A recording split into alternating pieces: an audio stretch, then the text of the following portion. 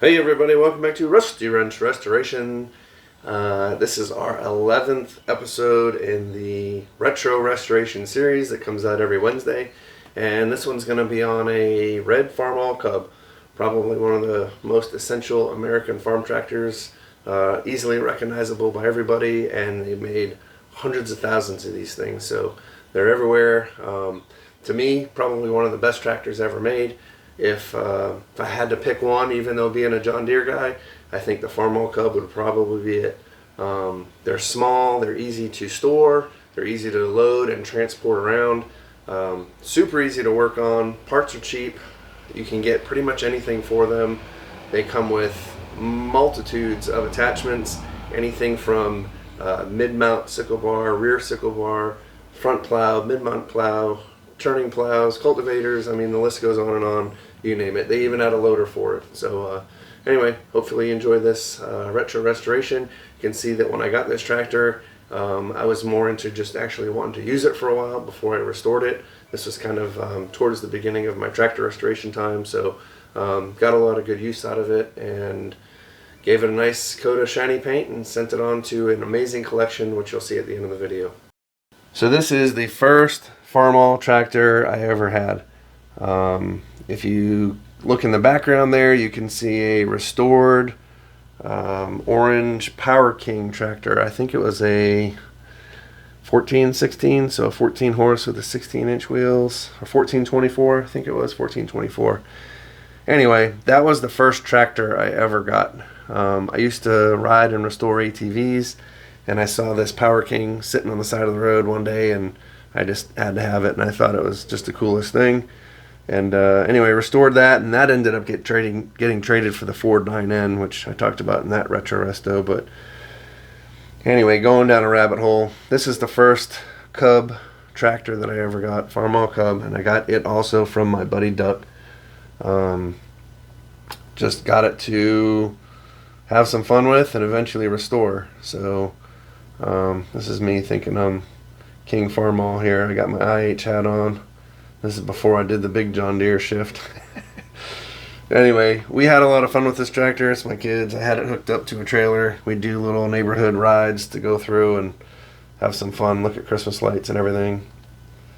And here it is. This must have been after I sold the Power King, because I know the tires and rims on that were brand new, and I didn't want to sell them or trade them when I traded for the 9N, so I swapped whatever was on this Farmall at the time, and I got the new tires and rims on the Cub. In this configuration, I have the mid-mount belly blade. That blade can go in the middle there, or it can also go in the front for pushing snow.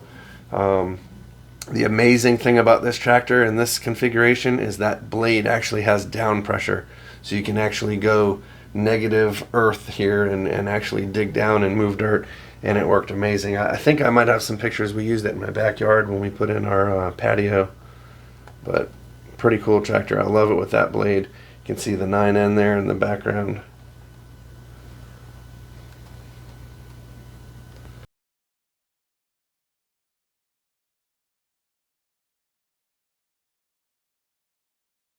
Alright, here it is with a single bottom plow in the back. And this picture, okay, so this picture is the side of my house where I currently do my where I currently do my restorations. So yeah, this is before I built the lean-to covered area, and my wife was nice enough to let me put the plow on the ground to try it out and see how it would work. So I ended up plowing over there. That was my first time ever using a plow, and yeah, as you can see, I didn't get too far down into the ground, but I thought it was pretty cool. Here's a little disc that I got for it. Again, it really was at one point probably horse-drawn or something, but I ended up using this little setup. Here it is on my 14-foot single-axle trailer. The first tractor job I ever did, there's a rototiller back there too. I went out to a house in Suffolk, Virginia. They wanted a garden put in. So I plowed it and I disked it, and then I went back over it with the rototiller and kind of broke everything up. And then I ended up basically disking their whole yard. I think the pictures are in here. I should have looked through these first, but They ended up disking their whole yard. They wanted to plant wildflowers instead of grass. So anyway, all right, yeah, so we do have those pictures here. So this is at that home with me running the disc through their yard.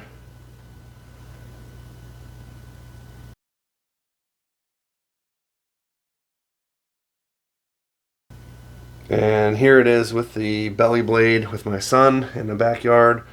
We were kind of trying to level out. We were putting in a new patio in the backyard, so we had some fun with it back there.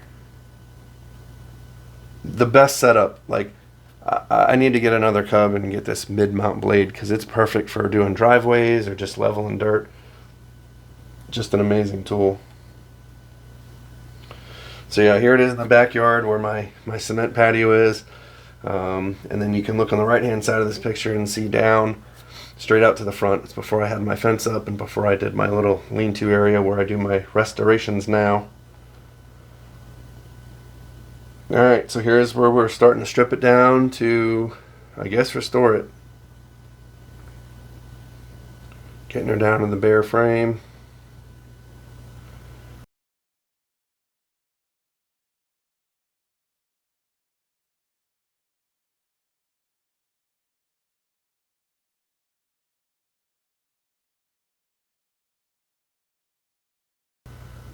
Got the engine pulled out here to replace the clutch.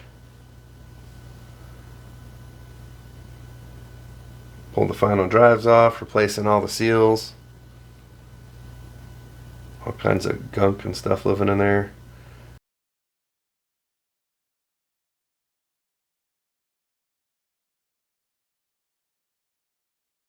Engine tore down. Here's a bunch of the parts and primer starting to get staged in the garage. Starting to assemble things here. You can see sometimes I'll take a rattle can and I'll start doing the red and some hard to get areas. That way there when I spray it, it's already kind of coated in those areas and I don't end up getting runs. You know, trying to get the paint into an awkward area ends up putting excess paint in easy to get spots. So going through the engine rebuild. These are new valve guides that I put in. All new intake and exhaust valves.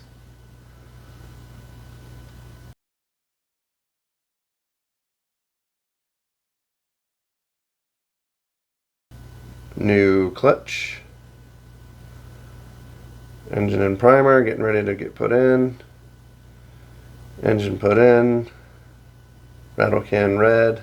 Actually, I think I ended up, you know what? I painted this whole tractor with a rattle can. Now that I'm thinking about it, this is before I started spraying. The John Deere H was the first tractor I sprayed.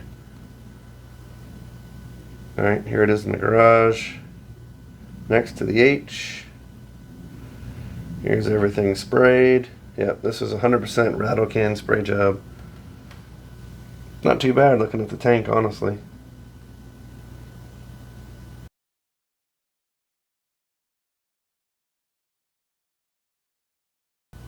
Alright, here it is with the wheels on. The rims are painted.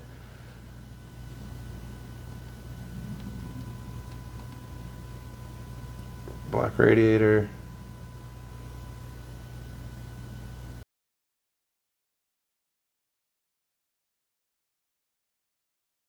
And here it is split again.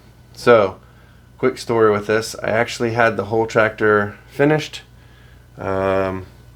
Hood on, decals, and the very first time I started the engine and I depressed the clutch to put it in gear, it broke one of the clutch fingers on the pressure plate. So sometimes it's better to keep a old clutch that works pretty good than it is to replace it with the new Chinese clutches. So be wary of where you get your replacement aftermarket parts from. I don't remember where I got this from, so I'm not even going to guess, but alright, and here's the final picture. Again, I usually try to get these photos across the street from my house. My neighbor's fence kind of gives it a plain backdrop, but this was the first Farmall Cub complete rattle can paint job. So if you're worried about doing spraying with a spray gun and air compressor, you can do a good job with a rattle can too.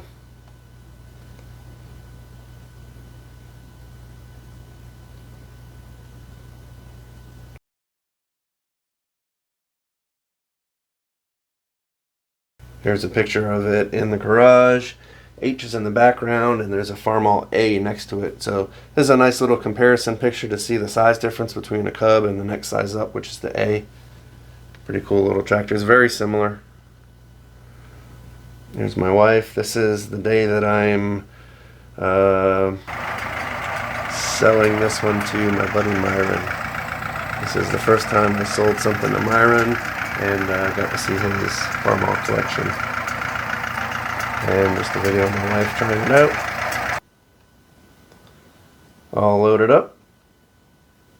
And here we are done at Myron's. Got it unloaded. And here it is joining its new family of his amazing Farmalls. This is just a very small portion of what he has. He's got several buildings, but anyway, I didn't get to paint the underbelly blade at this time. So I think if I remember correctly, the valve guides were a little bit too tight on this engine and the valves were sticking. So he called saying it was having a hard time starting. So I believe I went back down and picked up the tractor, brought it back home, and I reamed the valve guides to get them so they weren't as tight.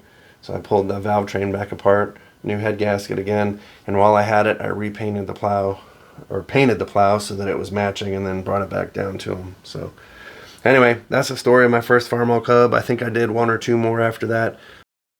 Alrighty, well, hopefully you enjoyed that installment of Retro Restorations. It's nice to see that Cub go into such an amazing collection. Myron and his family have the most amazing Farmalls Internationals that I've ever seen. So I don't think he still has it in his collection anymore. I think he did pass it on to someone else, which is fine. But yeah, it was good to see it go to a good home and continue to live its life, being used and loved by someone in a red tractor family. If you enjoyed this video, please check out the others. I'll put a link up here at the top. It's a playlist for all the other retro restorations. So there's 10 more before this one, all different makes and models. Definitely something for somebody. Or there's something for everybody is what I should say. We'll see you in the next one.